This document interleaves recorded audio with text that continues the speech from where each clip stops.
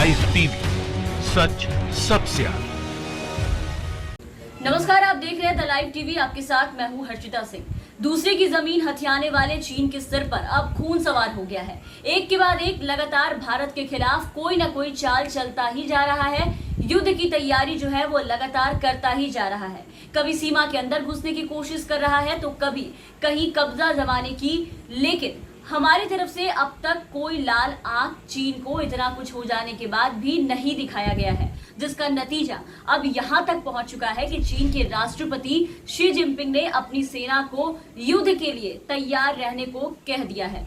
Xi Jinping ने अपने बयान में सैनिकों से कहा है कि आपको अपना दिमाग और पूरी ऊर्जा युद्ध की तैयारी के लिए लगाना चाहिए। साथ ही आपको अपनी ट्रेनिंग में जंग की तैयारी पर पूरी तरीके से फोकस रखना चाहिए। अपनी ट्रेनिंग के मानकों और लड़ाकू क्षमता को भी बढ़ाए। मतलब मिला जुला के बात यही है कि चीनी राष्ट्रपति पूरे युद्ध के मूड में अब नजर आ रहे हैं हमारे देश से। लेकिन इसका कोई जवाब हमारी सरकार की तरफ से चीनियों को नहीं दिया जा रहा है, जिसके बाद सरकार को हर मुद्दे पर घेरने वाले, उन्हें चैलेंज करने वाले उनके ही पार्टी के राज्यसभा से बीजेपी सांसद सुब्रमण्यम स्वामी ने कहा है कि चीनी राष्ट्रपति शी जिनपिंग अपने मुल्क के जवानों को युद्ध के लिए तैयार रहने को लेकर आदेश दे चुके हैं, पर भारत की ओर से इस पर कोई जवाब या भारत की तरफ से, सरकार की तरफ से कोई प्रतिक्रिया नहीं दी गई है, जिसे लेकर के स्वामी काफी हैरान है। जी हाँ, स्वामी ने ट्वीट किया है, ये देखिए, पढ़ के आपको सुनाते हैं।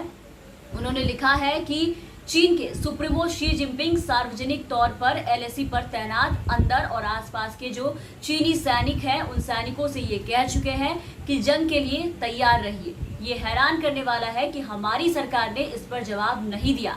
हाँ, हम भी आपको घर भेजने के लिए तैयार हैं, सीधे तरीके से या फिर टेढ़े तरीके से, जैसे आपकी इच्छा हो। तो एकदम सीधा और सटीक जवाब दिया है राज्यसभा सांसद सुब्रमण्यम स्वामी ने, जो कि अपने बेबाक अंदाज और कड़क तेवर के लिए जाने जाते हैं। सरकार इनकी ही है, लेकिन अपने ही सरकार और उनके कामों की आलोचना करने में सुब्रमण्यम स्वामी कभी पीछे नहीं रहते हैं, खुल के बगावत करते हैं। तो सुब्रमण्यम स्वामी का ये ट्वीट उन सभी की सोच और वो तमाम देशवासियों की बात है और विचार है जो चीन के इस तरह के रवैये के बाद भी सरकार के चुप्पी से हैरान है। तो 2014 से अब तक प्रधानमंत्री से 18 बार मुलाकात के बाद भी चीन हमेशा हमारी पीठ पर छुरा मारने का काम करते आया है, लेकिन बदले में इसको जवाब देना तो दूर, प्रधानमंत्री नरेंद्र मोदी जी चीन का नाम तक नहीं लेते हैं, नाम तक लेने से कतराते हैं, और तो और आके कहते हैं कि ना हमारी सीमा में कोई घुसा है, ना हमारी कोई पोस्ट इनके कब्जे में है। लेकिन पिछले दिनों ही इस बात की जो सच्चाई है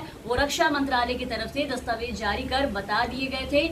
हर बार कोई ना कोई चाल चीन चलता आ रहा है। पिछले दिनों ही अमेरिका के विदेश मंत्री माइक पोम्पियो ने एक बड़ा दावा किया था, हमने आपको बताया भी था। उनका कहना था कि चीन ने सीमा पर 60,000 की जो फौज है वो तैनात कर दी है, जिसका सामना भारत को ही करना है। और कल विदेश मंत्री एस जयशंकर ने कहा है कि पूर्वी लद्दाख में वास्तविक नियंत्रण रेखा यानी कि एलएसी पर बड़ी संख्या में हथियारों से लैस चीनी सैनिकों की मौजूदगी भारत के समक्ष एक बहुत गंभीर सुरक्षा और की चुनौती है।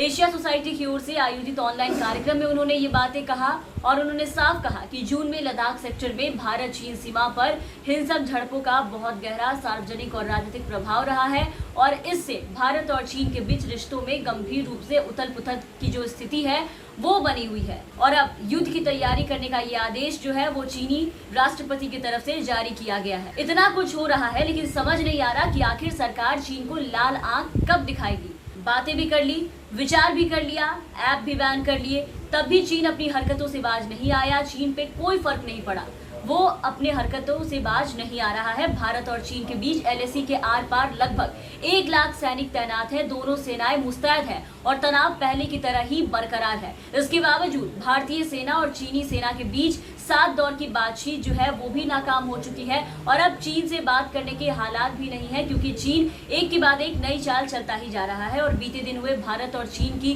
कोर कमांडर स्तर की जो बैठक थी उसमें भी कोई ठोस कदम नहीं निकला, उसका नतीजा कुछ नहीं निकला तो सिर्फ एक चीज, वो है चीन का अड़ियल रवैया, जो यहाँ एक बार फिर से देखने को मिला चीनी राष्ट्रपति ने अपने सेना को भारत से युद्ध की तैयारी करने की जो आदेश है वो साफ तौर पर जारी कर चुके हैं। तो देखते हैं सरकार की तरफ से कब और क्या कदम उठाए जाएंगे चीन के खिलाफ, कब चीनियों को सरकार जवाब देगी, और ये भी देखते हैं कि सुब्रमण्यम स्वामी जी की ट्वीट का असर सरकार पर कितना होता भी है या फिर नहीं।